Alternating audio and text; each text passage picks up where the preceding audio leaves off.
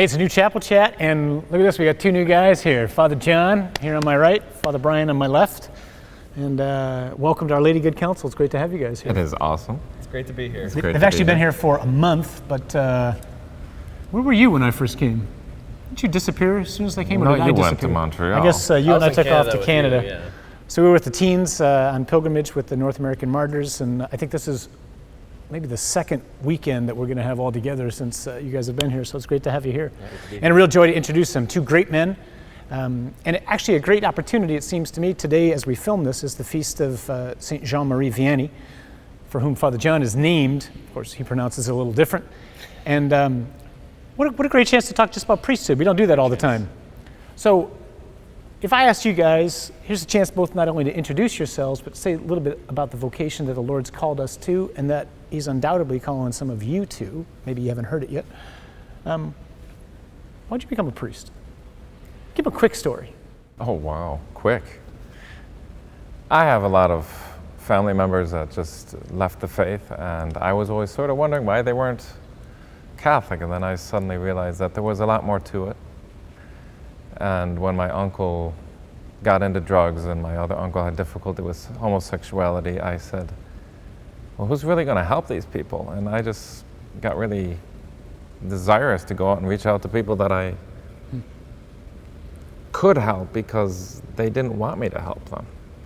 So I said, I've got to learn as much as I can, as quickly as possible, to help people get to heaven. And I said to the Lord, you know, I'll give you 80 years if you're giving me eternity. It's a pretty good trade. Yeah. 80, eternity. So really, my uncles inspired me. My uncles, no kidding. Wanting to get them into the faith. And I know many people want their children to get into the faith. So, and from there on, I just wanted to be a missionary. And you've been ordained how long now? It'll be 11 years in Thanksgiving. Okay, 11 years. And you've been most of your priesthood until just recently over in Europe, correct? Yeah. Whereabouts? Mainly in Budapest. Okay, in Budapest. Hungary. Okay, great. You're a little newer. I am a lot newer. Until recently, the second youngest priest in the Archdiocese of Detroit. A couple months ago, yeah. So, Father Brian, you were ordained when? I was ordained on June 7th, 2014. Okay, so just a little bit more than a year ago. Just over a year, yeah. So why are you a priest? To be honest, I'm a priest because I heard the Lord's call. It sounds simple, it sounds almost mundane at times, but after high school, I really didn't know what I wanted to do. I really didn't have a direction with my life. And I went to discernment weekend at Sacred Heart, and I really heard the Lord calling me, really heard the Lord speaking to me in the most blessed sacrament. And as I was praying the rosary. And it took me a while to really kind of figure all that out, but I just heard I need to give my life to Christ. And I really heard that happen with the priesthood. And it sounds simple, but He's given so much to me, given so much grace to me. It's all I can do to preach His gospel to all those who will hear me and who don't want to hear me. In season and out of season, welcome, unwelcome. It's everything. Yeah. And He's given us so much. The least I can do is give Him my life in service to His people. So 11 years, 1 year, 19 years. I know for myself, I would say to people, I say this oftentimes, people think I'm joking, but I'm not. I wouldn't trade my life with anybody in the world. I mean, I consider myself the happiest man in the world, and there's not a close second. That's how I tend to describe it. And it's not because, the life of priesthood is like, some sort of glorified bachelorhood. Our life is remarkably demanding, much like the life of those of you who are fathers or mothers. It's just a completely different kind of life that the Lord's called us to be. He's called us to renounce marriage for the sake of marriages. It's one way to, I think I often look at it. Like we gave up marriage and family so as to put ourselves at the service of everybody's marriage and family in the area that we serve. So what would you say? We got 4 guys in our parish who are either in the seminary or considering going into the seminary right now. What would you say to somebody who's listening right now? And if you're a single male, well, then you're eligible to priesthood. And what would you say to him to encourage him to consider giving his life to the Lord?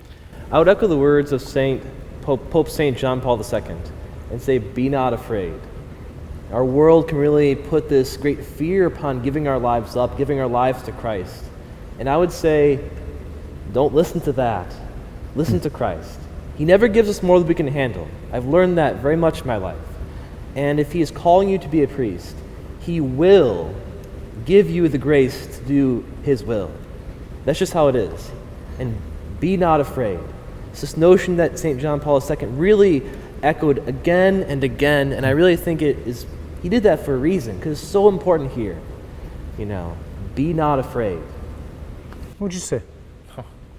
Could say a lot of things. I would be extremely simple with this one.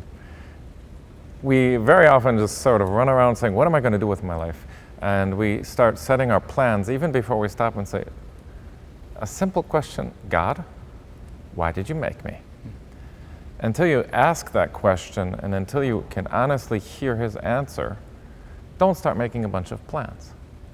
Because he's already decided the most happiest path, the happiest path for you. So all you have to do is say, Lord, what do you want? And listen to his answer. And in order to listen to his answer, sometimes you have people around you who are giving you good advice. So look for people to help you understand the way God speaks. Yeah, we're all called to vocations, and there's really, the way I think of it anyway, there's one vocation. Vocation just comes from the word the call, or to call. The one call is to follow me. So Jesus calls us all to follow him. Whether you're a man, a woman, doesn't matter. The invitation is to live as a radical disciple, mindful that he and he alone can give us abundant life.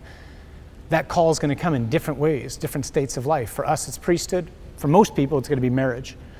But for those of you who are still out there, who are unsure, the three of us implore you, asking the intercession of Our Lady Good Counsel and St. Jean-Marie Vianney, to ask exactly what Father John just said, with the spirit of what Father Brian just said, with great confidence and trust in the Lord, to say, Jesus, what do you want of me? Why am I alive? What's my mission? What's my purpose? What's the destiny that you've made me for here in this life? And then trust that whatever it is he's asking, until you get into that spot, you're never going to be happy. No.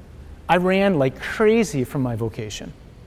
And when I finally responded to the Lord's call, it was like he just tapped me on the shoulder, and I turned around and I looked, and he said, this, and I went, you got to be kidding. And then I walked into it and I says, why did I wait so long? So whatever it is that the Lord's got for you, know that it is abundant life. Whatever the vocation is, there's going to be crosses. Whatever the vocation is, there's going to be challenges. The grass on this side is not any greener than the grass on that side. The key is, are we doing what it is that the Lord wants? Count on the prayers of the three of us for the Lord to give you big ears to hear his voice, big hearts to respond generously. And please pray for us that we will fulfill the vocation that the Lord's called us to with great joy. Peace.